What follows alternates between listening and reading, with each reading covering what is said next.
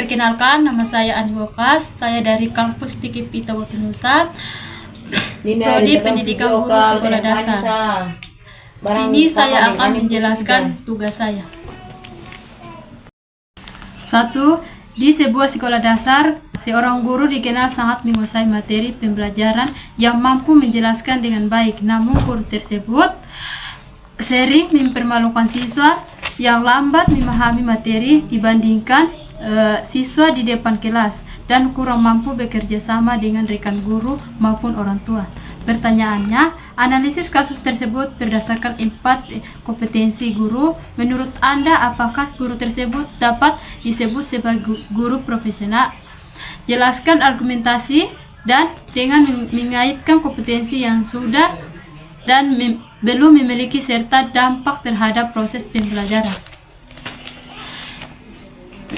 Jawabannya, 4 kompetensi pedagogik adalah kemampuan guru dalam mengelola pembelajaran dan memahami karakteristik peserta didik.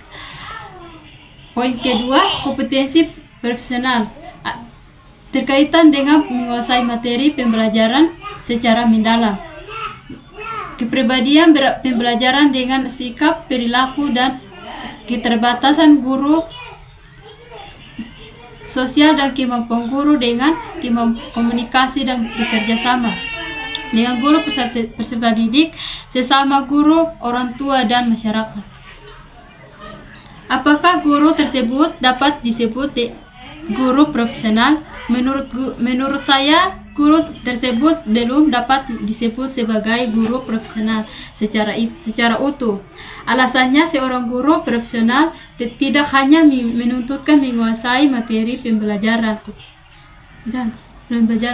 kompetensi profesional, tetapi juga harus memiliki kompetensi pedagogik, kepribadian, dan sosial yang baik. Dalam kasus ini, guru hanya menunjukkan kompetensi profesional yang kuat, sedangkan kompetensi lain masih lemah. Dampak terhadap proses pembelajaran. Perilaku guru tersebut dapat menimbulkan sebagai dampak negatif. Siswa menjadi takut dan berpendapat, menurunnya rasa percaya diri. Poin kedua, seorang guru mengunggah foto siswa Poin kedua, seorang guru mengunggah video siswa yang sedang dihukum di kelas kemudian sosial dalam tujuan memberi efek jera. Video tersebut menjadi viral dan menimbulkan perdebatan publik. Sebagai orang tua mendukung tindakan guru, namun sebagian lain menilai guru telah mempermalukan siswa dan melanggar hak anak.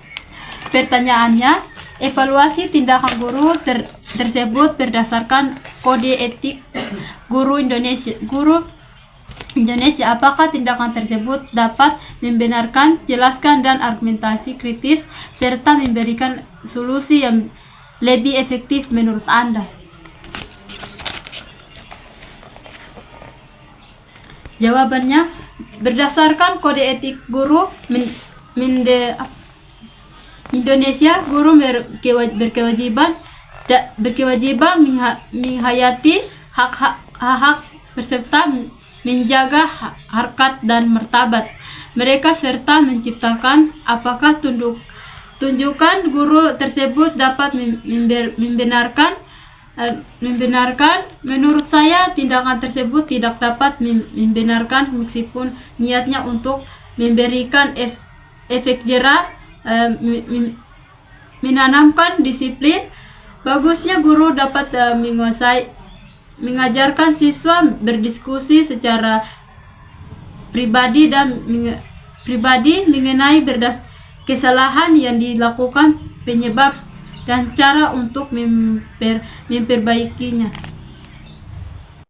Poin ketiga, di daerah terpencil terdapat guru honor yang telah mengajar selama 8 tahun dan beban kerja tinggi, termasuk mengajar lintas kelas, administrasi sekolah, dan pembimbing kegiatan siswa, namun gaji yang diterima sering terlambat dan tidak sesuai dengan beban kerjanya. Pertanyaannya, analisis kasus tersebut berdasarkan konsep guru sebagai profesi dan regulasi profesi. Guru di Indonesia, menurut Anda apakah kondisi tersebut mencerminkan penghargaan terhadap profesionalis? Guru jelaskan dengan perspektif kritis dan solusi kebijakan.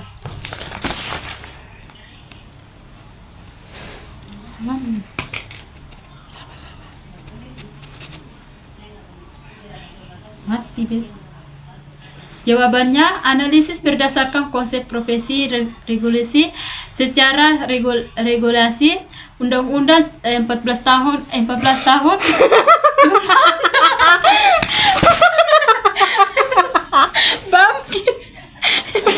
Undang-Undang. Jawabannya, analisis berdasarkan konsep profesi dan regulasi secara regulasi Undang-Undang nomor 14 tahun 2025 tentang guru. Jawabannya, analisis berdasarkan Ali waktu masih 2 nomor lagi. Satu. Serius nih. Jawabannya, analisis berdasarkan konsep profesi dan regulasi secara regulasi Undang-Undang nomor 14 tahun 2005 tentang guru dan dosen. Guru adalah profesi profesional dan berhak memperoleh penghasilan di atas kebutuhan hidup minimum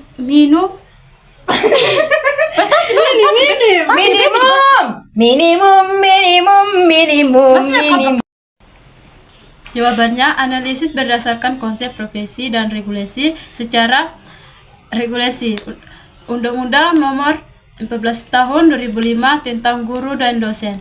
Guru adalah profesi profesional yang berhak memperoleh penghasilan di atas kebutuhan hidup dan minimum dan jaminan kesehatan sosial. Kasus guru honor di daerah terpencil ini menunjukkan adanya gap dan konsisten dan lebar antara beban kerja tugas utama tambahan administrasi dengan hak yang terima.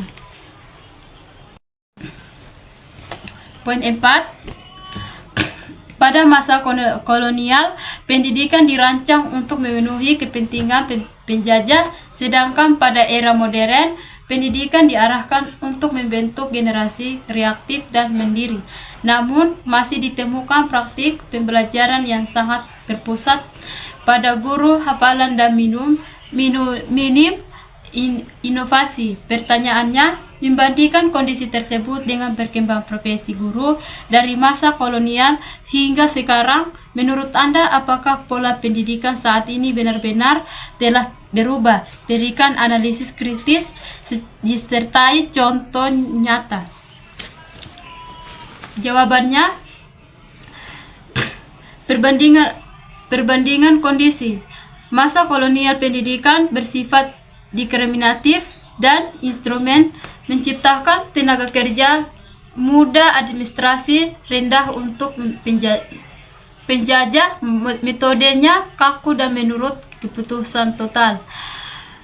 Poin kedua, masa sekarang secara yudisis pendidikan bertujuan memanusiakan, membentuk karakter profil pembelajaran Pancasila. Guru diposisikan sebagai fasilitator, bukan satu-satunya sumber ilmu. Poin kelima, seorang guru menggunakan teknologi AL untuk membuat perangkat pembelajaran soal ujian dan penilaian siswa tanpa mengecek ulangan hasilnya akibat ditemukan beberapa materi yang tidak sesuai dengan kondisi teks siswa dan terdapat kesalahan konsep. Pertanyaannya, sebagai calon guru pendidikan profesional, bagaimana Anda menilai tindakan guru tersebut ditinjau dan aspek kompetensi profesional, pedagogik, dan etika profesi? Jelaskan batasan penggunaan teknologi dalam profesi guru. Jawabannya, kompetensi profesional.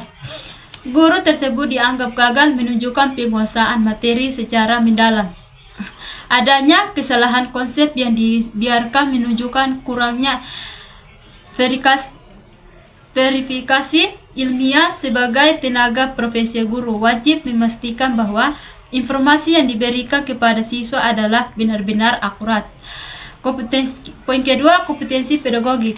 Guru tidak mempertimbangkan karakteristik dan kebutuhan siswa, konteks siswa. Kompetensi pedagogik menurut kemampuan guru dalam merancang kurikulum yang relevan, mengandalkan sepenuhnya tanpa menyusai, membuat pembelajaran menjadi generik dan tidak tepat sasaran. Poin ketiga, etika profesi. Tindakan ini merupakan bentuk kelelahan tanggung jawab secara etis. Guru memiliki kewajiban moral untuk memberikan bimbingan terbaik menggunakan sebagai jalan pintas tanpa kontrol dan menderai integrasi profesi pendidikan.